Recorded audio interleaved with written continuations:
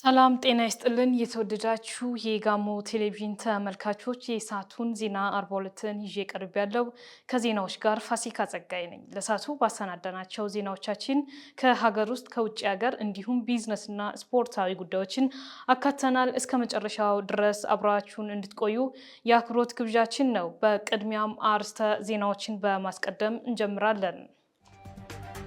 በአርባ ምንጭ ከተማ ጠንካራ ተቋም በመገንባት የአሰራር ስርዓትን የማዘመን ስራ እየተከናወነ መሆኑን የአርባ ምንጭ ከተማ ከንቲባ ዶክተር መስፍን መንዛ ገለጹ። የአርባ ምንጭ ዩኒቨርሲቲ ኮምፕሬሄንሲቭ ስፔሻላይዝድ ሆስፒታል አገልግሎት አሰጣጥን ለማዘመን ትኩረት ሊሰጠው እንደሚገባ ተገለጸ። የሚሉትና ከውጪ በ3 የሙስና ድርጊቶች ክስ የተመሰረተባቸው የእስራኤል ጠቅላይ ሚኒስትር ቤንያሚን ኔታንያሁ የሀገሪቱን ፕሬዝዳንት ምህረት እንዲያደርግላቸው ጠየቁ። የሚሉት ለሳቱ የመራረጥናቸው አበይት ጉዳዮቻችን ናቸው። ተመልካቾቻችን አሁን ደግሞ በዝርዝር ወደምንመለከታቸው ጉዳዮቻችን እንሸጋገራለን።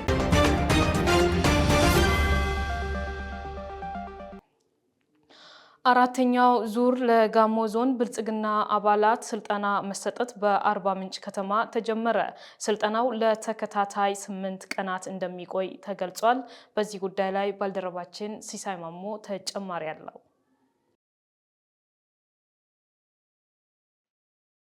የጋሞ ዞን ብልጽግና ፓርቲ አመራር አባላት የአቅም ግንባታ ስልጠና በአርባ ምንጭ ከተማ ተጀምሯል። ስልጠናውን በንግግር የከፈቱት በብልጽግና ፓርቲ የጋሞ ዞን ጽህፈት ቤት ኃላፊና የመንግስት ዋና ተጠሪ አቶ ገዛኸኝ ጋሞ ናቸው። አቶ ገዛኸኝ እንዳሉት እንደ ሀገር 5 የኢኮኖሚ ማሻሻያዎች ተቀርጸው ተግባራዊ እየተደረጉ ነው። ኢንዱስትሪ፣ ግብርና፣ ማዕድን፣ አይሲቲ እና ቱሪዝም መሆናቸውን ያመለከቱት በእነዚህ ዘርፎች ባለፉት 5 ዓመታት ህብረተሰቡን ተጠቃሚ ያደረጉ ተጨባጭ ውጤቶች መመዝገባቸውን ኃላፊው አብራርተዋል። የስልጠናው ዓላማም አመራሩ እነኚህን ውጤቶች በሚገባ ተረድቶም የሚያስቀጥልበትን የተግባርና የአስተሳሰብ አንድነት መፍጠር መሆኑን አስታውቀዋል። ስልጠናው ለሚቀጥሉ 8 ቀናት የሚካሄድ ሲሆን የመስክ ጉብኝትና ሌሎችም እንደሚካሄዱ ታውቀዋል። በስልጠናው ከ840 በላይ የዞን፣ የወረዳ፣ የከተማ እንዲሁም የዩኒቨርሲቲና የኮሌጅ አመራሮች እየተሳተፉ ነው። በተያያዘ ዜና 3ኛ ዙር የአርባ ምንጭ ከተማ የመካከለኛ አመራሮች ስልጠና መካሄድ ጀምሯል። ስልጠናው ለተከታታይ 8 ቀናት የሚቆይ መሆኑም ተጠቁሟል። በመድረኩ በተለያዩ የስራ ዘርፎች የስራ ግምገማ እንደሚኖርም ተመላክቷል። የስልጠናው ተሳታፊዎች በከተማው የልማት ስራዎችን ጉብኝት እንደሚያካሂዱም ተመላክቷል። የአርባ ምንጭ ከተማ ከንቲባ ዶክተር መስፍን መንዛን ጨምሮ ሌሎች የፓርቲና የመንግስት የስራ ኃላፊዎች ተገኝተዋል። ዘገባው የባልደረባችን ሰላማዊ ተስፋዬ ነው። በአርባ ምንጭ ከተማ ጠንካራ ተቋም በመገንባት የአሰራር ስርዓትን የማዘመን ስራ እየተከናወነ እንደሚገኝ የአርባ ምንጭ ከተማ ከንቲባ ዶክተር መስፍን መንዛ ገለጹ። የከተማው ህዝብ ምክር ቤት የሁለተኛ ዙር መርሃ ግብር 13ኛ ዓመት የስራ ዘመን 36ኛ መደበኛ ጉባኤውን አካሂዷል። በዚህ ጉዳይ ላይ ፍሬው አበበ ተጨማሪ አለው። የአርባ ምንጭ ከተማ ህዝብ ምክር ቤት ዋና አፈ ጉባኤ አቶ ሽመልስ ታደሰ ምክር ቤቱ የአስፈጻሚ አስተዳደር እየተከናወኑ የሚገኙ ተግባራትን ይበልጥ ለህብረተሰቡ ተደራሽ ለማድረግ የአደረጃጀት ለውጥ ተደርጎ በምክር ቤቱ መጽደቁን ገልጸዋል። ህዝብን ከማገልገልና ተደራሽ ከማድረግ ቀበሌያቶቹ በ3 ክፍለ ከተማ እንዲደራጁ ተደርጎ በእያንዳንዳቸው ክፍለ ከተማ ውስጥ ቀበሌያት የተደለደሉበትና በህዝብም ቀደም ሲል ሰፊ ውይይት እየተደረገ ኋላም በምክር ቤት ብዙ አስተያየቶችም ተሰጥተው የጸደቀበት ሁኔታ ነው ያለው። እንደ አገር ማመንጨት ያለብንን ከተማዋ ከምታመነጨው ኢኮኖሚ ገቢያችንን አሁን በዋናነት ይህ ሁሉ ነገር ከየት መጥቶ ነው የተሰራው የሚያሰኙ ተግባሮች ናቸው በአጭር ጊዜ ውስጥ የተፈጸሙ። በአርባ ምንጭ ከተማ በመንግስትና በግሉ ዘርፍ በርካታ የመሰረተ ልማት ተግባራት እየተከናወኑ መሆኑን አፈ ጉባኤው ጠቁመዋል። ምክር ቤቱ የህብረተሰቡን ተጠቃሚነት ለማረጋገጥ እየሰራ እንደሚገኝም ገልጸዋል።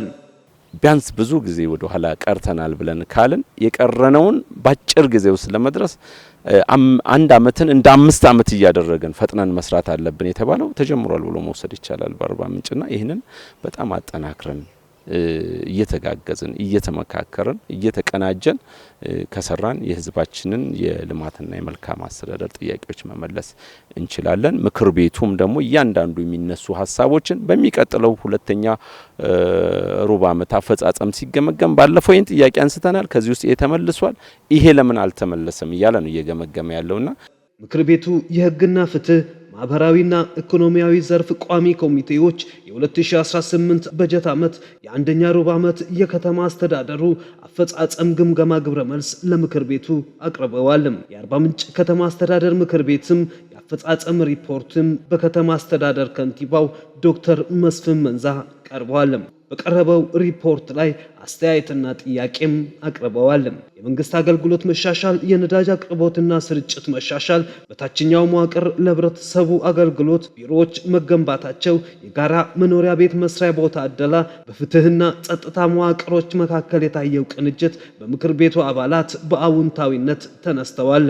የገቢ አሰባሰብና የደረሰኝ ቁጥጥር መቀዛቀዝ፣ የማዘጋጃ ቤታዊ አገልግሎት አሰጣጥ፣ የዋጋ ጭማሪ ቁጥጥር፣ የአርባ ምንጭ ከተማ እግር ኳስ ክለብ ውጤትና የመረጃ ስርጭት መደበኛነት በምክር ቤቱ አባላት ጥያቄ የተነሳባቸውና አስተያየት የተሰነዘረባቸው ጉዳዮች ናቸው። በካርቦን ጭምር እየጻፍን የቆየንበት ተቋም ነው። ዛሬ ትልቅ ከተሞች አካባቢ ያለ ተቋም ሆኖ ህዝቡ አገልግሎት እንዲያገኝ እየተደረገ ስለሆነ ይሄ ስለቆጠባችሁ ከዚህ አንፃር ይሄ ተጠናክሮ መቀጠል አለበት የሚል እምነት አለኝ። ከገቢዎች አኳያ ትኩረት ተሰጥቶ ሊሰራ ይገባል ነው የኔ ጥያቄ። አንደኛ የደረሰኝ ቁጥጥርና ክትትል ባክ ያረገ ነው።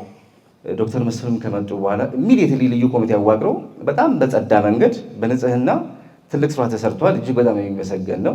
ከተማችን ውስጥ ትልቅ ለውጥ አለ። ደሳሳ ቤቶች ሁሉ ታድሰዋል። ሁሉም ነገር ተከናውኗል። አርባ ምንጭ ከተማ መራመድ አይደለም እየሮጠች ነው፣ እያየን ነው። የአርባ ምንጭ ከተማ አስተዳደር ከንቲባ ዶክተር መስፍን መንዛ ጠንካራ ተቋም በመገንባት አሰራር ስርዓትን የማዘመን ስራ እየተከናወነ መሆኑን ገልጸዋል። የገቢ አቅምን በማሳደግና ወጪን በመቆጠብ የተጀመሩ የልማት ፕሮጀክቶችን ለማጠናቀቅ በንቃት እንደሚሰራ ነው ዶክተር መስፍን ያብራሩትም። ከየአካባቢው የተነሱ ጥያቄዎችን ለቅመን ከ200 በላይ የሚልቁ ፕሮጀክቶችን እንግዲህ ባጠረ ጊዜ በወራት ጊዜ ውስጥ ምናልባትም ከ4-3 ወር ባልበለጠ ብዙዎቹ ደግሞ በሁለት ወር የተጠናቀቁ እንደ ትምህርት ቤት፣ ጤና ተቋማትን፣ ማህበራዊ ተቋማት አጠቃላይ የተለያዩ መሰረተ ልማት ስራዎችን እንግዲህ ባጠረ ጊዜ ከውነናል። ይህንን እንግዲህ መነሻ በማድረግ ህዝብ ምክር ቤት አባላት እውቅና ሰጥተዋል። ያው በብዙ መልኩ ያነሱት እንደተጠበቀው ነው። ቅድም እንዳልኩት እውቅናው ለቀጣይ የሚያበረታታ ጠንክረን እንድንሰራ የሚያደርግ እንደ ስፕሪንግ ቦርድ የሚያገለግል ወደፊት በደንብ ጠንክረን እንድንሰራ የሚያደርግ እንደሆነ እንገነዘባለን። ከዚህ ውጪ በአንዳንድ በተለያዩ ምክንያቶች ያልተፈጸሙ አዳዲስ ደግሞ ሀሳቦችም ያው ኢመርጂንግ ሀሳቦች ስላሉ ከምክር ቤት አባላት የተነሱ የልማት ፍትሐዊነትም ደግሞ በሁሉም አካባቢ እንዲረጋገጥ በከተማ ባሉ አካባቢዎች ሁሉ እንዲረጋገጥ የቀረቡ ጥያቄዎችን እንደ ግብአት ወስደን አሁን ባለን የፕሮጀክት አፈጻጸም ረጅም ጊዜ ብዙ የምንወስደው ነገር የለም። ባጠረ ጊዜ በቻልነው አቅም ሁሉ እንግዲህ ለመፈጸም ቃል ገብተናል።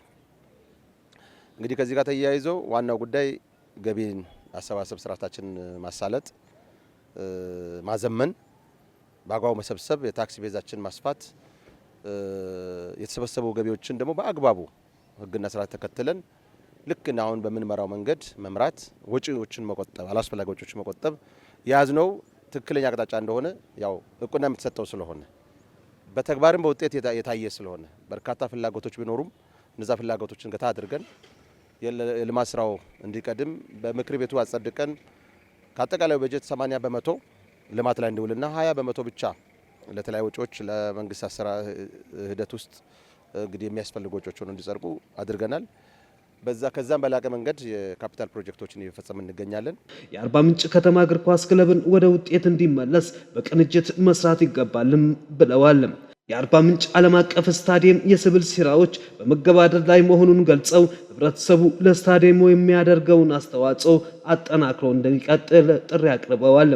የአርባ ምንጭ ከተማ አስተዳደር ህዝብ ምክር ቤት በሁለተኛ ዙር መርሃ ግብር 13ኛ ዓመት የሥራ ዘመን 36ኛ መደበኛ ጉባኤ አርባ ምንጭ ከተማን ከ1995 ጀምሮ የመሩ ከንቲባዎችን እውቅና የሰጠ ሲሆን ለምክር ቤቱ አገልግሎት የሚውል ባለ 2 ወለል ህንፃ መሰረትም አስቀምጠዋል። ጉባኤው በከተማ አስተዳደር ከንቲባ ዶክተር መስፍን መንዛ የቀረቡ የተለያዩ ሹመቶችንም አጽድቋል። ተወዳዳሪና ስሉጥ ከተሞችን ለመፍጠር እየተሰራ መሆኑን የደቡብ ኢትዮጵያ ክልል ከተማና መሰረተ ልማት ቢሮ ገለጸ። የአርባ ምንጭ ከተማ ህዝብ ምክር ቤት የሪጂዮ ፖሊሲ አደረጃጀትን አጽድቋል። ፍሬው አበበ የአርባ ምንጭ ከተማ አስተዳደር የሪጂዮ ፖሊሲ እውቅና በክልሉ ከተማና መሰረተ ልማት ቢሮ ተሰጥቷል። የደቡብ ኢትዮጵያ ክልል ከተማና መሰረተ ልማት ቢሮ ኃላፊ አቶ ብርሃኑ ዘውዴ እንዳሉት በክልሉ ተወዳዳሪና ስሉጥ ከተሞችን ለመፍጠር እየተሰራ ነው። በክልሉ በቀጣይ 20 ዓመታት መሪ ከተሞችን ለመፍጠርና በልማት ለማስተሳሰር ትኩረት ይሰጣል ብለዋል። በክልላችን ያሉ ከተሞች እንዲያድጉ እንዲፍታቱ በሀገራችንም በዓለም አቀፍ ደረጃም ተወዳዳሪ ከተሞችን መፍጠር እንድንችል በክቡር ርዕሰ መስተዳድር በተቀመጠልን አቅጣጫ መሰረት ሰፊ ስራዎችን ስንሰራ ቆይተን ሰፊ ጥናቶችን ስናካሂድ ቆይተን በክልላችን 3 ከተሞች ወደ ሪጂዮ ፖሊስ ማደግ እንደሚችሉ ከነዚያ ደግሞ አርባ ምንጭ በግንባር ቀደምትነት እንደሚጠቀስ በጥናታችንም በማረጋገጥ ቢሮአችን አጥንቶ አረጋግጦ ለክልሉ መስተዳደር ምክር ቤት አቅርቦ ያጸደቀው እንዲሁም የተከበረው የአርባ ምንጭ ከተማ ህዝብ ምክር ቤት የጋሞ ዞን ህዝብ ምክር ቤት እና መላው የከተማው ነዋሪ በተወካዮቻቸው አማካኝነት ውይይት አድርገው ያረጋገጡት ስለሆነ እንኳን በድጋሜ ደስ ያላችሁ። ክልላችን እንዴት ከተሞች ማደግ አለባቸው የሚለውን የክልላዊ ስፓሻል ፕላን የልማት ስፓሻል ፕላን ወይም ዴቨሎፕመንት ስፓሻል ፕላን አስጠንቷል። በቀጣይ 20 ዓመታት ውስጥ እንዴት እናስተሳስራቸዋለን ከተሞችን፣ እንዴት መሪ ከተሞች ይፈጠራሉ፣ ገጠር ከከተማው እንዴት ይተሳሰራል፣ ያሉ አቅሞችን እንዴት እንጠቀማለን የሚለውን የሚያመላክት ፕላን አዘጋጅቷል። በዚህም በገቢ ራስን ከመቻል ባለፈ በዙሪያ የሚገኙ ከተሞችን በመሰረተ ልማት የማስተሳሰር ኃላፊነትም አለባቸው ብለዋል አቶ ብርሃኑ። አርባ ምንጭ ከተማ ሀብት ማመንጨት የሚያስችል የውሳኔ አቅም እንዲኖረው በሪጂዮ ፖሊሲ እንዲደራጅ መደረጉን ነው ያብራሩት። አዲስ አበባ ቀጥሎ ሁለተኛ ከተሞችን ለማስፋፋት በአገር አቀፍ ደረጃ በትኩረት እየተሰራ መሆኑን የሚገልጹት ኃላፊው በክልሉ የሚገኙ ከተሞችን ስሉጥና ተወዳዳሪ በማድረግ የእድሉ ተጠቃሚ ለማድረግ ይሰራል ብለዋል። አርባ ምንጭ ከተማ ምናልባት ሪጂዮ ፖሊስ ከተማ ሽግግር አድርጓል ስንል ራስን መቻል ብቻ ሳይሆን ራስን ከመቻል አልፎ በአቅራቢያው ያሉ ከተሞችን በ100 ኪሎ ሜትሮች ራዲየስ ውስጥ ያሉ አካባቢዎችን ሁሉ አስተሳስሮ በመሰረተ ልማት፣ በግብአት፣ በገጠር ከተማ ትስስር፣ በሀብት ፍሰት፣ በምርቶች ፍሰት ሁሉ አስተሳስሮ መምራት የሚያስችል ለሌሎችም መትረፍ የሚችል ሌሎችንም የመሸከም ኃላፊነት የተጣለበት ከተማ ሆኖ ነው ዛሬ እውቅና የተሰጠውና በድጋሚ እንኳን ደስ ያለን። በዚህ ደረጃ ያለ ከተማ ከዚህ በኋላ አጠገቡ ያለ ከተማ ጋር ሳይሆን ውድድሩ በአገር አቀፍ ደረጃ ከዚያም አልፎ በዓለም አቀፍ ደረጃ ነው። የመወሰን ተነጻጻሪ ነጻነት ተሰጥቶታል። ተጠሪነት ለክልል ሲባል ሌሎችን ከዚህ ቀደም በውይይታችንም እንደተግባባ ነው ሌሎች ማጠናከር የሚገባን እንዳለ ሆኖ ደግሞ የበለጠ የመወሰን ስልጣን የተሰጠው ከተማ ነው።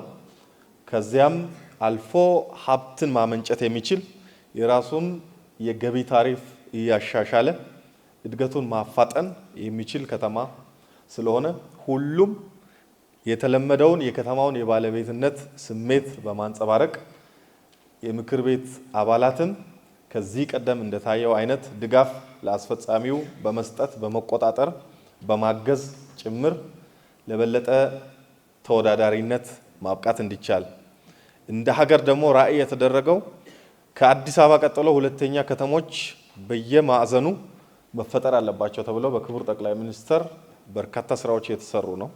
ስለዚህ የሀገሪቱ ሁለተኛ ከተማ ሆና አርባ ምንጭ እንድትሄድ ብርቱ ጥረት፣ ብርቱ ትጋት፣ ብርቱ ስራ፣ ብርቱ ትብብር ስለሚፈልግ የከተማዋን ሰላም ከማስጠበቅ ያሉ እሴቶችን ከህዝቡ ከጋሞ ህዝብ የተቀዱ እሴቶችን በማስጠበቅ በማቆየት ከዓለም ጋር መዘመን የሚችል ከተማ የማድረጉን ስራ በመስራት የበለጠ የኢትዮጵያ ሁለተኛ ከተማ በዓለም ተወዳዳሪ ከተማ ስሉጥ ከተማ ለማድረግ የሁላችንም ትብብር ያስፈልጋል። እኛም እንደ ክልል መንግስትም በክልል መንግስት ውስጥ እንዳለ ተቋምም ከሚመለከታቸው ሴክተር መስሪያ ቤቶች ጋር በቅንጅት አስፈላጊውን ድጋፍ የምናደርግ መሆኑን በዚህ አጋጣሚ ለምክር ቤቱም ለማረጋገጥ ነው። አርባ ምንጭ ከተማ አስተዳደር ሪጂዮ ፖሊሲ ከተማ መሆኗን ተከትሎ በአዲስ አደረጃጀት መዋቀሯን የአርባ ምንጭ ከተማ አስተዳደር ከንቲባ ዶክተር መስፍን መንዛ አመላክተዋል። ይህም መሰረተ ልማት ለህብረተሰቡ በቅርበት ተደራሽ ለማድረግ እንደሚያግዝም አብራርተዋል። አርባ ምንጭ ከተማ በህዝብ ብዛት በኢኮኖሚ እንቅስቃሴና በመልክዓ ምድር መመዘኛዎች ወደ ሪጂዮ ፖሊሲ ከተማነት ማደጓም ተመላክቷል። ከተማ አስተዳደሩ በ3 ክፍለ ከተሞች በ24 ቀበሌ በ73 ቀጠና በ173 ሰፈርና በ440 ጣቢያ እንዲደራጅ ለምክር ቤቱ ቀርበዋል። በዚህም አባያ ክፍለ ከተማ በ7 ቀበሌ፣ ሲቀላ ክፍለ ከተማ በ8 ቀበሌ እንዲሁም ሴቻ ክፍለ ከተማ በ9 ቀበሌ እንዲደራጅ ነው የቀረበው። የአርባ ምንጭ ከተማ ህዝብ ምክር ቤት የሁለተኛ ዙር መርሃ ግብር 13ኛ ዓመት የሥራ ዘመን 36ኛ መደበኛ ጉባኤ የቀረበውን አደረጃጀት ከመከረበት በኋላ በሙሉ ድምጽ አጽድቋል።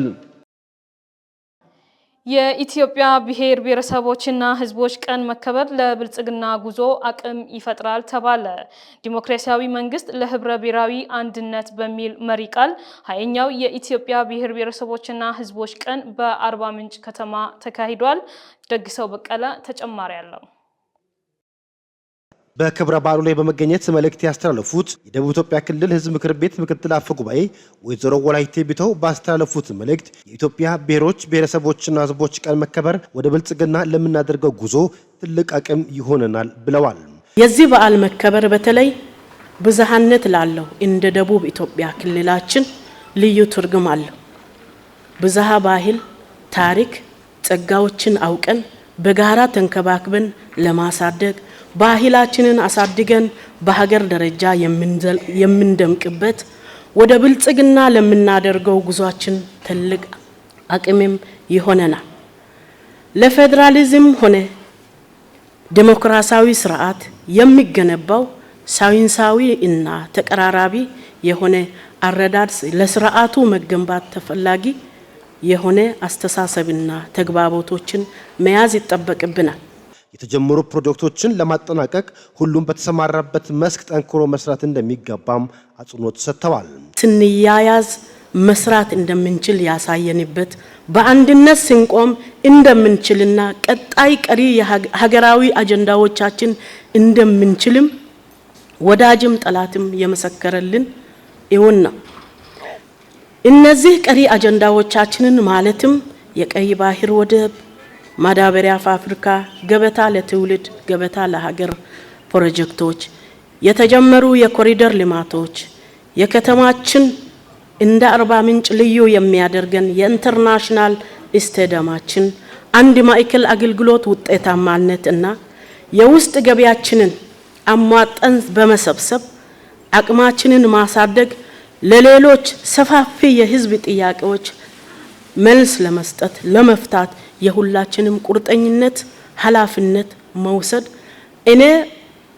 ከእኔ ምን ይጠበቅብኛል፣ እኔ ምን ተወጣው፣ ምን ችግር ፈታው ብለን ራሳችንን ስንጠይቅ ጠይቀን ደግሞ ተግባራዊ ስናደርግ መጠየቅም ያስፈልገናል። የአርባ ምንጭ ከተማ አስተዳደር ከንቲባ ዶክተር መስፍን መንዛ በበኩላቸውም የዘንድሮ የኢትዮጵያ ብሔሮች ብሔረሰቦችና ህዝቦች ቀን ታላቁ የኢትዮጵያ ህዳሴ ግድብ ግንባታ በስኬት በተጠናቀቀበት እንዲሁም በከተማ አስተዳደሩ በርካታ የልማት ተግባራት ተግባራዊ በሆኑበት ማግስት መከበሩ ለየት ያደርገዋል ብለዋል። እንደ ከተማም ይሁን እንደ ሀገር ስናከብር የህዳሴ ግድባችንን አስመርቀን በርካታ የልማት ስራዎቻችን ያከናወንበትና 7ኛውን ሀገራዊና ክልላዊ ምርጫ የምናከናውንበት ዓመት ላይ የሚከበር መሆኑና እንደ ደቡብ ኢትዮጵያ ክልል 32 ነባር ብሔሮች የሚገኙበትና የተለያዩ የኢትዮጵያ ብሔረሰቦች የሚገኙባት አርባ ምንጭ ከተማ ላይ ማክበር በዓሉን እጅግ የተለየ ያደርገዋል። በዓሉ መከበር አካባቢውና አገራዊ ፋይዳው የላቀ መሆኑን ነው ዶክተር መስፍን የገለጹት። ቀጣይ ለጋራ ብልጽግና መትጋት እንደሚገባም መልእክት አስተላልፈዋል። ባለፉት 19 ዓመታት በመከበር ላይ የሚገኘው ይህ በዓል በተለያዩ ዘርፎች አካባቢያዊና አገራዊ ፋይዳዎችን ለማስመዝገብ የተቻለበትም ነው። የብሔር ብሔረሰቦችና ሕዝቦች በዓል ህብረ ብሔራዊ አንድነትና ወንድማማችነትን እህትማማችነትን በማጠናከር ተከባብረንና ተቻችለን በሰላም አብሮ የመኖር እሴታችን የምንገነባበት እንዲሁም የህዝቦች የባህል የቋንቋና የብሔር እኩልነት ትርጉም ባለው መልክ የተረጋገጠበት ቀን በመሆኑ ልዩ ስፍራ የሚሰጠው በዓል ነው። የአርባ ምንጭ ከተማ አስተዳደር ህዝብ ምክር ቤት ዋና አፈ ጉባኤ አቶ ሽመልስ ታደሰ በበኩላቸውም በርካታ ብሔሮች ብሔረሰቦች ተቻችለውና ተከባብሮ በሚኖርባት አርባ ምንጭ ከተማ በዓሉ መከበሩ ትልቅ ትርጉም ይኖረዋል ብለዋል። የልማትና የሰላም ሂደቶችን በማስቀጠል የብልጽግና ጉዞን ለማረጋገጥ መትጋት እንደሚያስፈልግም አስረድተዋል። ሰላም ወዳድ ህዝቧን እጅግ በጣም ይሄ ታላቅ ጸጋ ነው። ይሄንን በተፈጥሮም ከተሰጠንም በላይ ህዝቡ እርስ በርስ እያሳደገው እሴት እያደረገው ከመምጣቱ ጋር ተያይዞ ትልቅ ጸጋ ነው። ይሄን ጸጋ በተፈጥሮ የተለየ ጸጋና እድል የተሰጠን ከተማ ከመሆናችን አንፃር እዚህ የተፈጥሮ ጸጋ ላይ እኛ ደግሞ መስራት ያለብንን ነገር ስንጨምር ምን ልንሆን እንደምንችል ይታወቃል። በአርባ ምንጭ ከተማ አስተዳደር በተከበረው 20ኛው የኢትዮጵያ ብሔሮች ብሔረሰቦችና ህዝቦች ቀን አከባበር ላይ የክልል የከተማና ቀበሌ የመንግስትና የፓርቲ የስራ ኃላፊዎች፣ የሀገር ሽማግሌዎች እንዲሁም ጥሪ የተደረገላቸው እንግዶችም ተገኝተዋል። የአርባ ምንጭ ዩኒቨርሲቲ ኮምፕሬሄንሲቭ ስፔሻላይዝድ ሆስፒታል የሚሰጣቸውን አገልግሎት ለማጠናከር ትኩረት ሊሰጠው እንደሚገባ ተገለጸ። የጤና አገልግሎት አሰጣጥ ዘላቂነትና የባለድርሻ አካላት ሚና ላይ ያተኮረ ውይይትና የንቅናቄ መድረክ በአርባ ምንጭ ከተማ ተካሂዷል። የብርቱካን ቡዝነን ዘገባ ሲሳይ ማሞ እንደሚከተለው ያቀርበዋል። የትምህርት ሚኒስትር ዴኤታ አቶ ኮራጡ ሹኔም በወቅቱ እንዳሉት ለአንድ ሀገር እድገት ጤና ወሳኝ ነው። ፍትሐዊ የጤና አገልግሎትን ተደራሽ ለማድረግ የሁሉም ባለድርሻ አካላት ሚና አስፈላጊ መሆኑን አስረድተዋል። ሚኒስቴር መስሪያ ቤቱ ከባለድርሻ አካላት ጋር በመቀናጀት ኮምፕሬሄንሲቭ ስፔሻላይዝድ ሆስፒታሎችን እየገነባ መሆኑን ጠቅሰዋል። የአርባ ምንጭ ዩኒቨርሲቲ ሆስፒታል ሚኒስትር ዴኤታው ለአብነት ጠቅሰዋል። እንደ አርባ ምንጭ ዩኒቨርሲቲ ቲችንግ ሆስፒታል አይነት በዚህ የኢትዮጵያ ክፍል ውስጥ መኖሩ ፍትሐዊ የጤና አገልግሎት አቅርቦት ለህዝቡ ለማዳረስ በመናደርገው ጥረት ውስጥ ቁልፍ ሚና አለው። ምክንያቱም ስለዚህ አርባ ምንጭ ዩኒቨርሲቲ ጉዳይ አይደለም፣ የኢትዮጵያ ጉዳይ ነው፣ የክልሉ ጉዳይ ነው፣ የዞኑ ጉዳይ ነው፣ የሁሉም ሰው ነው ማለት ነው። ምክንያቱም እንደ አገር ፍትሐዊ ጥራት ያለው ጤና አገልግሎት ማቅረብ ለዜጎች ግዴታችንም ኃላፊነታችንም ስለሆነ ማለት ነውና የአርባ ምንጭ ዩኒቨርሲቲ ፕሬዝዳንት ዶክተር ኢንጂነር አብደላ ከማል በበኩላቸው ዩኒቨርሲቲው ሀገርን ተጠቃሚ የሚያደርጉ የምርምር ስራዎችን እያካሄደ መሆኑን አመልክተዋል። ዩኒቨርሲቲው ሌሎች የመንግስት የትኩረት አቅጣጫዎችን መሰረት በማድረግ የድርሻውን እየተወጣ እንደሚገኝ ነው የገለጹት። የዩኒቨርሲቲው ማስተማሪያና ኮምፕሬሄንሲቭ ስፔሻላይዝድ ሆስፒታል በይፋ ከተመረቀበት ጊዜ አንስቶ በተለያዩ ዘርፎች አገልግሎት እየሰጠ እንደሚገኝ ፕሬዝዳንቱ ገልጸዋል። የሆስፒታሉን አገልግሎት ሙሉ በሙሉ ማጠናከር አስፈላጊ ነው ይላሉ። የዩኒቨርሲቲያችን ማስተማሪያና ኮምፕሬሄንሲቭ ስፔሻላይዝድ ሆስፒታል ክቡር ጠቅላይ ሚኒስትራችን በይፋ ካስመረቁ ጊዜ ጀምሮ በተለያዩ ዘርፎች አገልግሎቱን እየሰጠን እንገኛለን። ሆኖም ግን በሙሉ አቅሙ ስራ ለማስቀጠል በሙሉ ትኩረት የማጠናከርና አገልግሎቱን የማስፋፋት ተግባራትን እያከናወንን መጥተናል። በዚህ ሂደት ውስጥ የተጀመሩትን ማስቀጠልና አዳዲስ አገልግሎት እየጀመሩ ቀጣይነቱን ማረጋገጥ ለነገ የማይባል ትልቅ ጉዳይ መሆኑን እንገነዘባለን። በመሆኑም ይህ ሊረጋገጥ የሚችለው መንግስትና ህዝብ እንዲሁም ሌሎች ባለድርሻ አካላት አብሮ የመስራት ባህል ሲጎለብት ብቻ ስለሆነ ሁላችንም የየራሳችን በጎ ሚና እንድንጫወት በአክብሮት ጥሪዬን አቀርባለሁ። በዚሁ አጋጣሚ አዳዲስ ያስፋፋናቸውን ጠቅላላ ተኝቶ ሕክምና፣ ድንገተኛ ሕክምና፣ ቀዶ ሕክምናና ሌሎች የጤና አገልግሎቶችን ማህበረሰቡ በተቋማችን ተኝቶ መታከም የሚችልበት መሆኑን ለመግለጽ እየወደድን ይህ መድረክም ለተቋማችን መጠናከር አልፎም በቀጣይነት የዩኒቨርሲቲውን ተልዕኮ ለማሳካት ያስችል ዘንድ የተለያዩ ግብዓቶችን በማሰባሰብ ባጠረ ጊዜ የራሱን ገቢ አሳድጎ ከመንግስት የሚበጀተውን በጀት ብቻ ባለመጠቀም ተወዳዳሪነቱን ከፍ በማድረግ የሀገር አለኝታነቱን ለማረጋገጥ ወሳኝ ጊዜ ነው ብለን እናምናለን። የአርባ ምንጭ ዩኒቨርሲቲ ትብብርና ምርምር ምክትል ፕሬዝዳንት ዶክተር ተክሎ ወጋየሁ ሆስፒታሉ በሰው ኃይል በምርምርና በተለያዩ ጉዳዮች እንዲጠናከር እንደሚደረግ ይገልጻሉ። አጀንዳችን ስለ ሂውማን ሪሶርስ፣ አጀንዳችን ስለ ፋይናንሻል ሰስቴናቢሊቲ፣ አጀንዳችን ስለ ሪሰርች ኢኖቬሽን፣ አጀንዳችን እንደምናየው ስለ ፓርትነርሺፕ፣ ኮላቦሬሽን፣ ኢንተርናሽናላይዜሽን እና ግሎባላይዜሽን ነው። እነዚህ ጉዳዮች በሌላ መልኩ የምርምር ዩኒቨርሲቲዎች መገለጫዎችም ናቸው። በሌላ መልኩ እነዚህ ጉዳዮች ስለ ኢንስቲትዩሽናል ኦቶኖሚ የሚያወሱ የሚናገሩ ናቸው። የአርባ ምንጭ ዩኒቨርሲቲ ጤና ሳይንስ ኮሌጅ ዋና ዳይሬክተር ዶክተር ደስታ ጋልቻም ሆስፒታሉ ለማህበረሰቡ የተጠናከረ አገልግሎት እንዲሰጥ አቅርቦትና ፍላጎትን ተመጣጣኝ መሆን እንዳለበት ጠቁመዋል።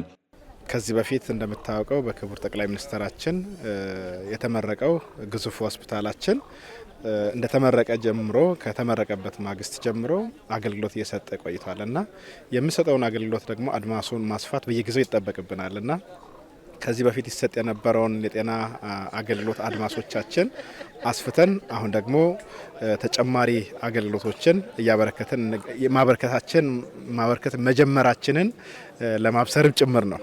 በዚህ አጋጣሚ አሁን በተጨማሪነት የምናበስራቸው አገልግሎቶች ለመጥቀስ ከዚህ በፊት ይሰጥ የነበሩ አገልግሎቶች በተለይ የሕዝባችን መሰረታዊ ጥያቄ የነበሩ እንደነ ሲቲ ስካን አገልግሎት፣ ኤምአርአይ አገልግሎት፣ ዲጂታል ኤክስሬይ አገልግሎት እና አልትራሳውንድ አገልግሎቶችን ነበረ ስንሰጥ የነበረው። ከምርመራዎች በተጨማሪ የምንሰጥ የነበረው አገልግሎት ተመላላሽ ሕክምናዎችን እንሰጥ ነበረ።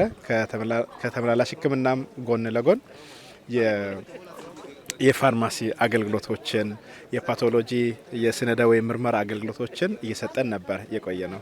እነዚህን የአገልግሎት አድማሶችን አስፍተን የተኝቶ ሕክምና ከዚህ በኋላ ማለት ነው ተኝቶ ሕክምና ሰዎቻችን ማህበረሰቡ መገልገል እንዲችል የተኝቶ ሕክምና አገልግሎት ከተኝቶ ሕክምና ጋር ተያይዞ ደግሞ ያሰፋናቸው ወይም ደግሞ አሁን ያስጀመርናቸው አገልግሎቶች የድንገተኛ አገልግሎት፣ የጽኑ ህሙማን ሕክምና አገልግሎት፣ የህፃናት የአዋቂዎች አገልግሎቶችን ከዚህ በኋላ በስፋት እንቀጥልበታለን። ያንን በማስፋፋት አገልግሎት ጀምረናል ማለት ነው። የደቡብ ኢትዮጵያ ክልል ጤና ቢሮ ምክትል ኃላፊም አቶ ዮሴፍ ሶንቆም ለሆስፒታሉ ድጋፍ ለማድረግ ከባለድርሻ አካላት ጋር በጋራ ልዩ ትኩረት ተሰጥቶ መሰራቱን ያስረዳሉ።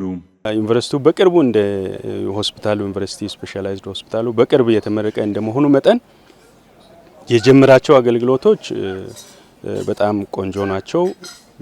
ሰውም አገልግሎት የሚቀበለውም ሰው ደስተኛ ሆኖ ረክቶ አገልግሎት እያገኘ ነው። ይህን ግን በጣም ሰፋ አድርጎ ሆስፒታሉ የተቋቋመለትን ዓላማ በሚያሳካ መንገድ አገልግሎቱን እያሰፋ መሄድ ይጠበቅበታል። ከዚህ ረገድ ዛሬ የምናደርገው ውይይት የሚመለከታቸው ባለድርሻ አካላት ለዚህ ሆስፒታል አስተዋጽኦ ማድረግ የሚችሉ የሚመለከታቸው ሁሉ ውይይት እያደረግን ነው። የራሳቸውን ኃላፊነት እየወሰዱ ነው። ከፌዴራል ጀምሮ በክልል ደረጃም ዩኒቨርሲቲውም ኢቭን አገልግሎት የሚሰጠው ሆስፒታሉ ያለበት ማህበረሰብ ላይ ያለው አስተዳደር አካልም ኃላፊነቱን እየወሰደ ነው ያለው። የንቅናቄ መድረኩ ተሳታፊዎች የአርባ ምንጭ ዩኒቨርሲቲ የማስተማሪያና ኮምፕሬሄንሲቭ ስፔሻላይዝድ ሆስፒታልን ጎብኝተዋል። ኤምኤስአይ የተሰኘው ግብረሰናይ ድርጅትም ለሆስፒታሉ የተለያዩ ድጋፎችን አድርጓል።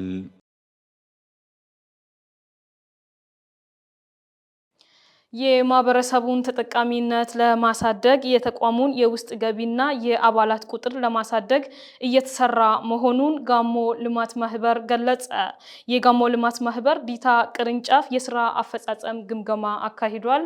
ተጨማሪ አለን። የጋሞ ልማት ማህበር ምክትል ዋና ስራ አስፈጻሚና የበጎ አድራጎት ዘርፍ ኃላፊ አቶ ደጉ ደሳለኝ በመርሃ ግብሩ መክፈቻ እንደተናገሩት ልማት ማህበሩ በበጎ አድራጎትና በቢዝነስ ዘርፍ ብዙ ተግባራትን እያከናወነ ይገኛል። ልማት ማህበሩ በበጎ አድራጎት ዘርፍ 9 የትኩረት መስኮች መኖራቸውን የጠቀሱት አቶ ደጉ በትምህርት፣ ጤና፣ ግብርናና በሌሎች ዘርፎች ህዝቡን ተጠቃሚ ለማድረግ የውስጥ ገቢ አቅምን ለማሳደግ ትኩረት ተሰጥቶ እየተሰራ መሆኑን አውስተዋል። የቢዝነስና የበጎ አድራጎት ሁለት ዋና ዘርፎች ተዋቅሮ እንግዲህ እኛ በዋነኝነት ወደ 9 የሚደርሱ ትኩረት አቅጣጫዎች አሉ። በትምህርት፣ በጤና፣ በግብርና፣ በመንገድ፣ በቱሪዝም ልማት፣ በወጣቶችና ስፖርት እየተባለ ወደ 9 የሚደርሱ ትኩረት አቅጣጫዎች ወይም ቴማቲክ ኤሪያዎች አሉ። ከነዚህ አንጻር ነው የምንገመግመው። የሀብት ምንጭ ብለን የወሰድናቸው አሉ። ከአርሶ አደር፣ ከነጋዴ፣ ከመንግስት ሰራተኛ፣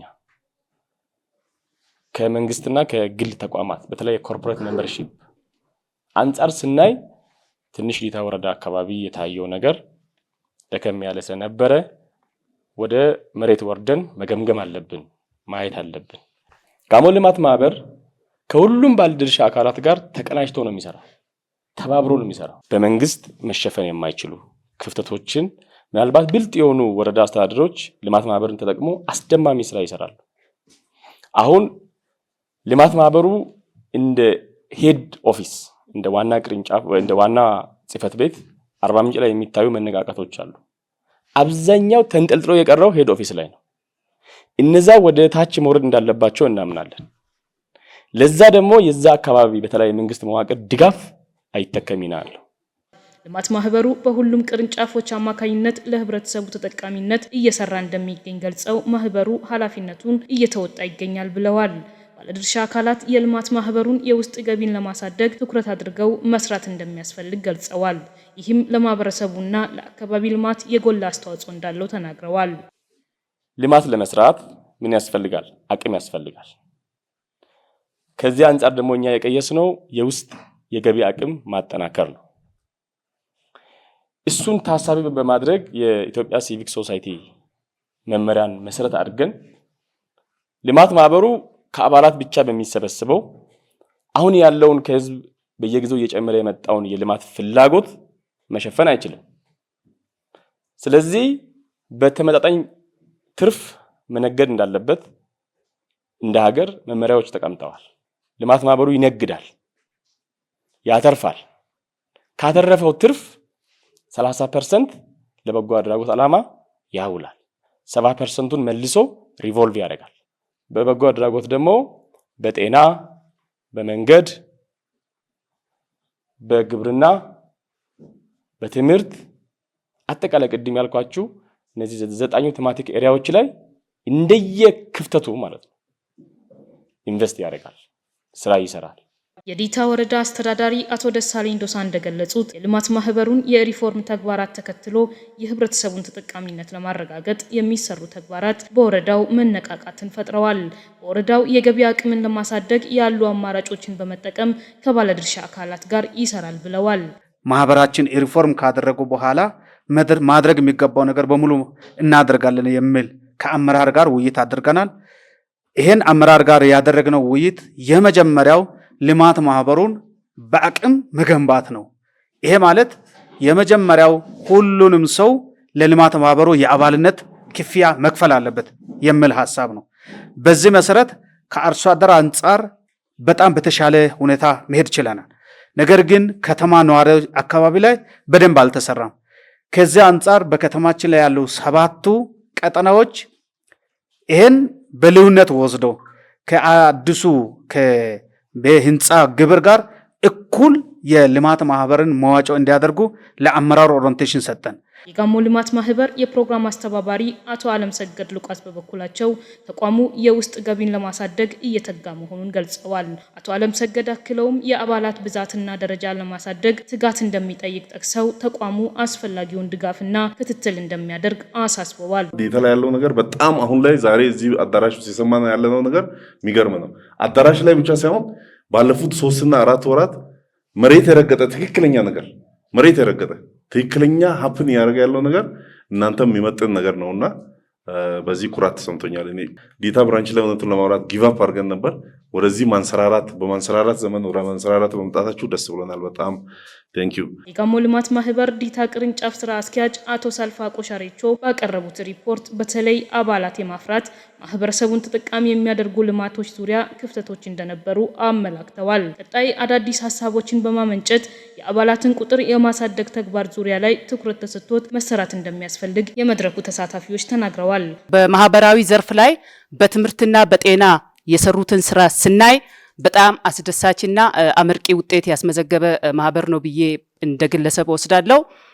ሲቀጥል በክረምት በጎ ስራ ላይ ደከመኝ ሰለቸኝ ሳይል የማህበሩ ስራ አስኪያጅ ባለሙያም የለውም ብቻውን የሰው ፊት እየገረፈው ሱቅ ለሱቅ ተንከራቶ ከ57 ትምህርት ቤት ለተወጣጡ ተማሪዎች ድጋፍ የጽህፈት መሳሪያ ድጋፍ ሲያደርግ ነበር።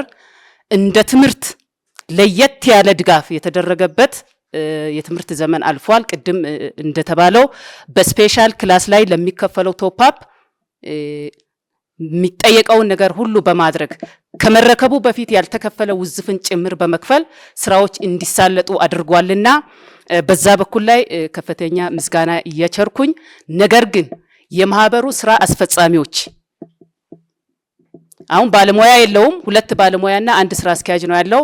በእንደዚህ አይነት ተግባር ላይ ከጎኑ በመሆን ስራ አስፈጻሚዎች ማህበሩ የራሱን የስራ ሪፖርት ከማቅረቡ በፊት አክሽን ፕላን በማቅረብ ገንዘብ ብቻውን ኖሮ እውቀት ከሌለ ገንዘብ ብቻውን ስራ አይሰራምና አሁን 41,000 ከዛ በላይ አባል ካለው ይህ ማህበር ከሁሉም ማህበራዊ ዘርፍ የራሱን ገቢ ቅድም ቢዝነስ ነው ስራችን ተብሏል ካገኘ ነው ከኛ ለኛ ስለሆነ ቢዝነሱን ወይ ገቢውን ከፍ ለማድረግ ሁሉንም ማህበራዊ መሰረት ማህበሩ መጠቀሙ እጅግ በጣም ደስ ይላል። አዲስ የተከፈተውን ገቢ ማመንጫ በጋሞ ልማት ማህበር ዲታ ቅርንጫፍ ዘመናዊ ኮፒና ፕሪንት ቤት በመርሃ ግብሩ ማጠቃለያ ጎብኝተዋል።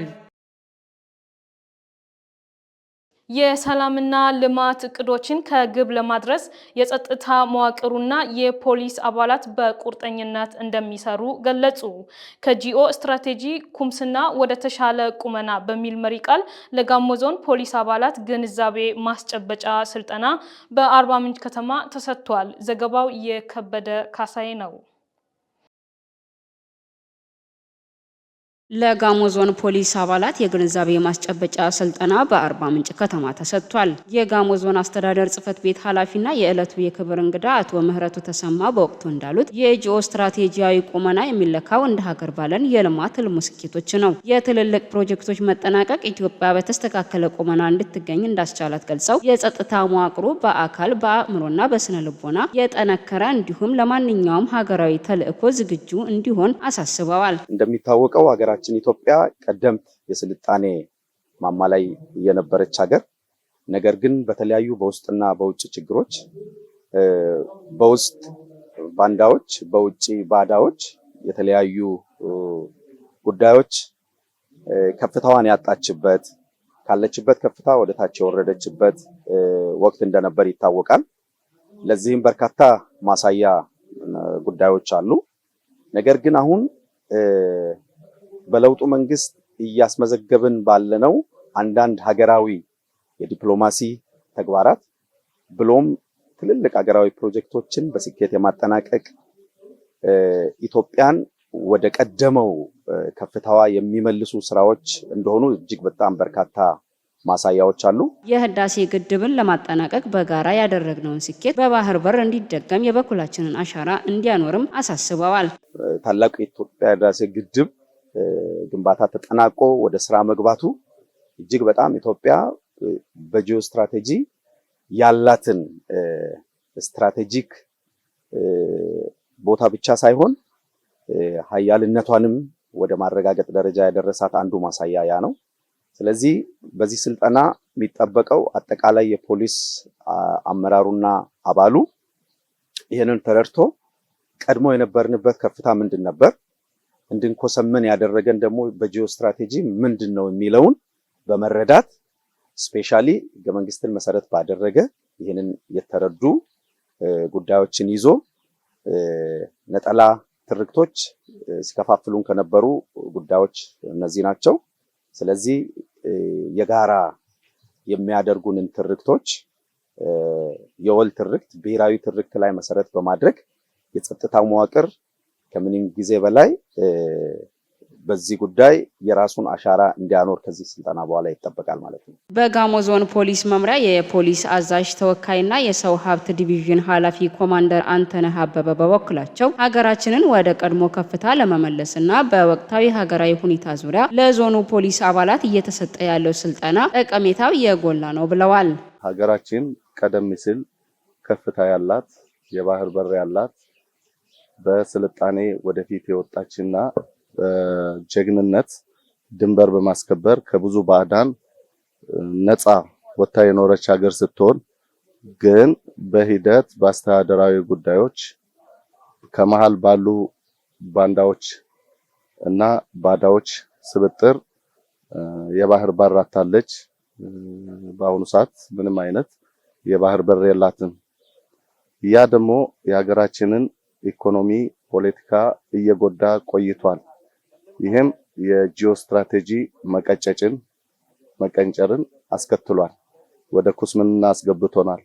አሁን ከዛ ነፃ ለመውጣት የሀገራችን መሪ ባቀዱት እቅድ መሰረት ሁሉም ሰው ተመሳሳይ ዕውቀትና ግንዛቤ ኖሮት ባንድ ዓላማ ባንድ አይነት እሳቤ እንድነሳ የተዘጋጀ ስልጠና ነው። የዞኑ ፖሊስ አባላት ሀገሪቱ የጀመረችውን ሰላምና ልማት ከግብ ለማድረስ በቁርጠኝነት እንዲሰሩ ለማስቻል ታስቦ ስልጠናው መዘጋጀቱን ገልጸዋል። ሁሉም የፖሊስ ሰራዊት አባል ሀገራችን ምን ያስፈልጋታል፣ ከኛስ ለሀገራችን የሚጠበቀው ምንድነው የሚለውን በማወቅ በቁርጠኝነት በዓላማ ጽናት ተነስቶ እያንዳንዱ የራሱን ተግባር መወጣት እንዲያስችል የሚሰጥ ስልጠና ነው። አንዳንድ ያነጋገርናቸው የስልጠናው ተሳታፊዎች በሰጡት አስተያየት የህብረተሰቡን ሰላምና ደህንነት ከማስጠበቅ ባሻገር ሀገራዊ ተልዕኮ ከግብ ለማድረስ የበኩላቸውን ኃላፊነት እንደሚወጡ አረጋግጠዋል።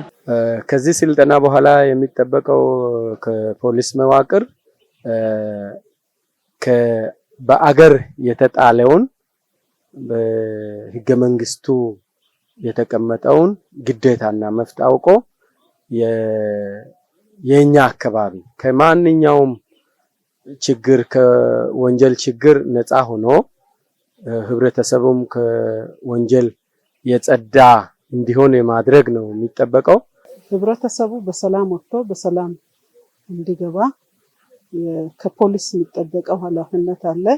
ይህንን ኃላፊነት ደግሞ ከዚህ ስልጠና በኋላ ሁሉም ፖሊስ የራሱን ቁመና በማስተካከል ወደ ተሻለ ቁመና ሄዶ ከቀደም ከነበረው የፖሊስን ኃላፊነት በተገቢው ሁኔታ ኃላፊነቱን መወጣት ያለበት ነው። ሀገራችን ኢትዮጵያ በባለ ብዙ ባህል፣ ክብር፣ ወግ ያላት አገር ናት። ብዝሃነትን የምታምን አገር ናት። ስለዚህ ሀገራችን ኢትዮጵያ በአሁኑ ሰዓት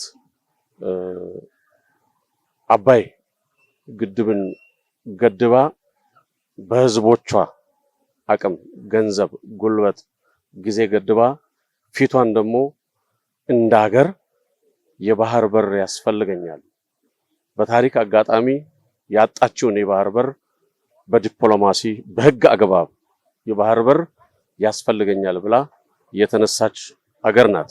እንደ ሀገር የሀገራችን ሁኔታ ይህንን ደግሞ ለማስቀጠል ይህንን ደግሞ ከዳር ለማድረስ የአሁኑ ስልጠና በተለይ ሀገራችን ኢትዮጵያ የቱ ጋር ናት የሚለው ሀገራችን ኢትዮጵያ ምን ያስፈልጋታል፣ ለብሔራዊ ጥቅም ደግሞ በአንድነት መቆም እንዳለብን ከስልጠናው ማግስት በኋላ ይጠበቃል። ፖሊሱ ዝግጁ እንዲሆን ይጠበቃል ማለት ነው። የስልጠናው ተሳታፊዎች ለአርባ ምንጭ ዓለም አቀፍ ስቴዲየም ግንባታ የተዘጋጀውን ሎተሪ በመግዛት አሻራቸውን አኖረዋል። ከጂኦ ስትራቴጂያዊ ኩስመና ወደ ተሻለ ቁመና የስልጠናው መሪ ቃል ነው። ዘገባው የባልደረባችን ከበደ ካሳይ ነው። ተመልካቾቻችን እየተከታተላችሁ የምትገኙት የሰዓቱን ዜና 42 ነው። አሁን ደግሞ ከውጪ ወዳገኘናቸው መረጃዎቻችን እንሸጋገራለን። በሶስት የሙስና ድርጊቶች ክስ የተመሰረተባቸው የእስራኤል ጠቅላይ ሚኒስትር ቤንያሚን ኔታንያሁ የሀገሪቱ ፕሬዝዳንት አይዛክ ሄርዞግ ምህረት እንዲያደርግላቸው ጠየቁ። የአምላክነሽ ተረፈ ተጨማሪ አላት።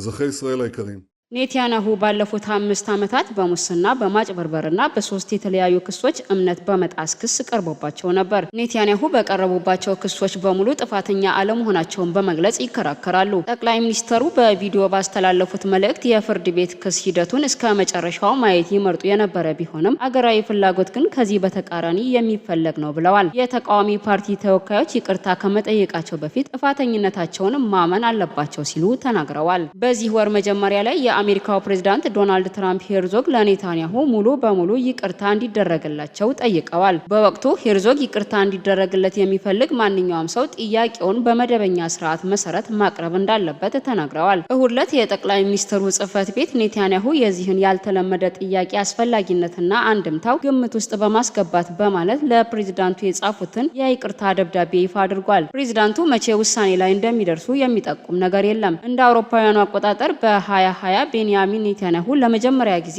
ችሎት ፊት የቀረቡ የእስራኤል ጠቅላይ ሚኒስትር ሆነዋል። ጠቅላይ ሚኒስትሩ ላይ የቀረበው የመጀመሪያው የክስ መዝገብ ውለታ እንዲዋለላቸው ከሚፈልጉ ከፍተኛ ባለሀብቶች ስጦታዎችን በዋናነት ሲጋራና ሻምፓኝ መቀበላቸውን ተጠቅሷል። በሁለተኛው ክስ ደግሞ የአንድ እስራኤል ጋዜጣን ስርጭት ለማሻሻል በመላሹ አዎንታዊ ሽፋን ለማግኘት አልገብተዋል የሚል ክስ ቀርቦባቸዋል። በሶስተኛው ክስ አቃቤ ሕግ በአንድ የዜና ድረገጽ አዎንታዊ ሽፋን ለማግኘት በሚል ለአንድ የእስራኤል የቴሌኮም ኩባንያ ተቆጣጣሪ ባለ አንድ አክሲዮን የሚጠቅሙ ውሳኔዎችን አስተላልፈዋል ይላል። ኔታንያሁ ሁሉንም ክሶች ጥፋተኛ አይደለሁም በማለት የተከራከሩ ሲሆን ችሎቱን የፖለቲካ ተቃዋሚዎቻቸው የሌለን ነገር ለመፈለግ የመሰረቱት ሲሉ ፈርጀውታል። እሁድ ዕለት ባስተላለፉት የቪዲዮ መልእክት የቀረቡባቸው ክሶች ውሃ እየቋጠሩ አይደለም፣ ነገር ግን ሂደቱ እስራኤልን ከውስጥ እየከፋፈላት ነው ብለዋል። ጠቅላይ ሚኒስትሩ አክሎም የፍርድ ቤት ሂደቱ በአስቸኳይ መቋረጥ የተፈጠረውን ውጥረት በመቀነስ ሀገራችን በጣም የምትፈልገውን እርቅ በሰፊው ለማምጣት ትልቅ እገዛ ይኖረዋል ብለዋል። ኔታንያሁ በሳምንት 3 ጊዜ ፍርድ ቤት ቀርበው መመስከር እንደሚጠበቅባቸው ተናግረው ይህንንም የማይቻል ጥያቄ ሲሉ ገልጸውታል።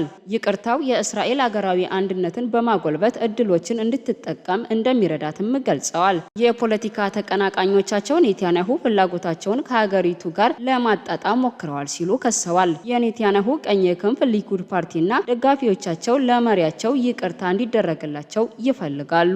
መረጃው የቢቢሲ ነው።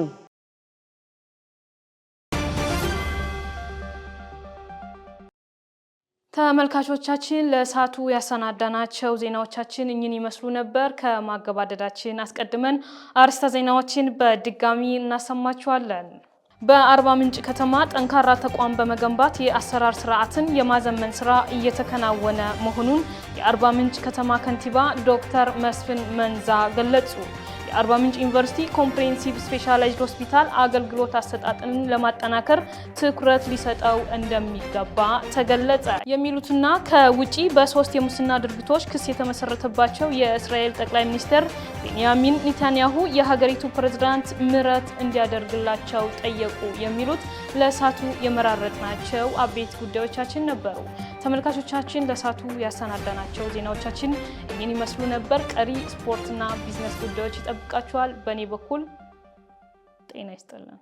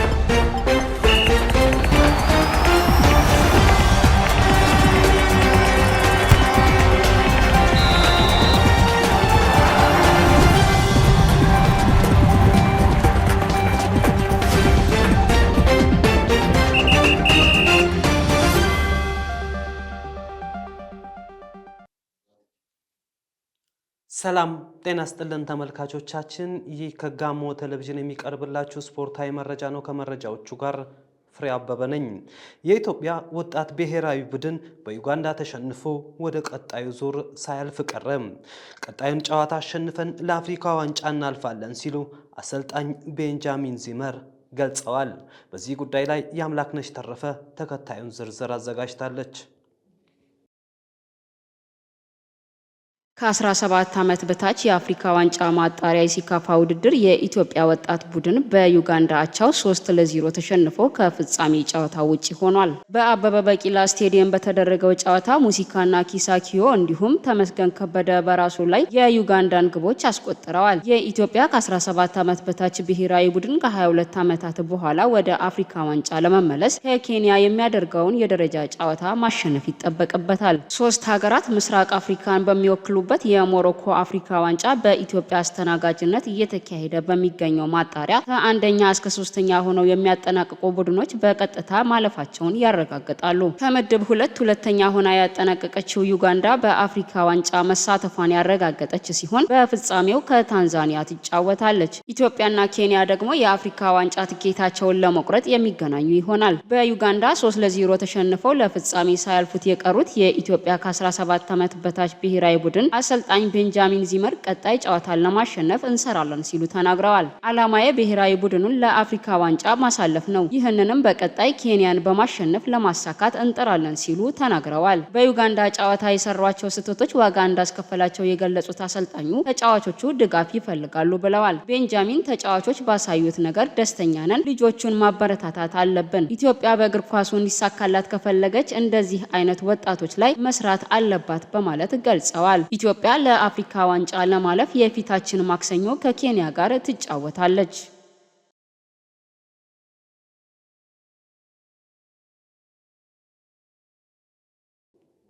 በሲቢ ኢትዮጵያ ፕሪሚየር ሊግ ፋሲል ከነማና ወላይታ ዲቻ ያከናወኑትን ጨዋታ በአቻ ውጤት አጠናቀቁም። በ8ኛ ሳምንት የሲቢ ኢትዮጵያ ፕሪሚየር ሊግ ፋሲል ከነማና ወላይታ ዲቻ ያደረጉት ጨዋታ አንድ አቻ ተጠናቋል። በአዲስ አበባ ስታዲየም በተደረገው ጨዋታ ለፋሲል ዳግም አወቀ፣ ለወላይታ ዲቻ መሳይ ሰለሞን ግቦችን አስቆጥረዋል። በጨዋታው በፋሲል ከነማ በኩል ቃል ኪዳን ዘላለም 23ኛው ደቂቃ ላይ በቀይ ካርድ ወጥቷል። በሊጉ ብቸኛ ሽንፈት ያልገጠመው ፋሲል በ16 ነጥብ ባለበት ሁለተኛ ደረጃ ላይ ተቀምጧል። ነጥቡን 6 ያደረሰው ወላይታ ዲቻ 17ኛ ደረጃን ይዟል። ዋልዋሎ አዲግራት ዩኒቨርሲቲም የመጀመሪያ ድሉን አሳክቷል። በሲቢ ኢትዮጵያ ፕሪሚየር ሊግ መርሃ ግብር መቀለ ሰባ እንደርታን የገጠመው ዋልዋሎ 1-0 አሸንፏል። የውድድር ዓመቱን የመጀመሪያ ድል እንዲያሳኩ የረዳቸውን ግብ ጌትነት ተስፋዬ ከመረብ አሳርፏል። በሌላ ጨዋታ ባህር ዳር ከነማ በመሳይ ያገኘው ፍጹም ቅጣት ምት ግብ ኢትዮጵያ መድንን 1-0 አሸንፏል።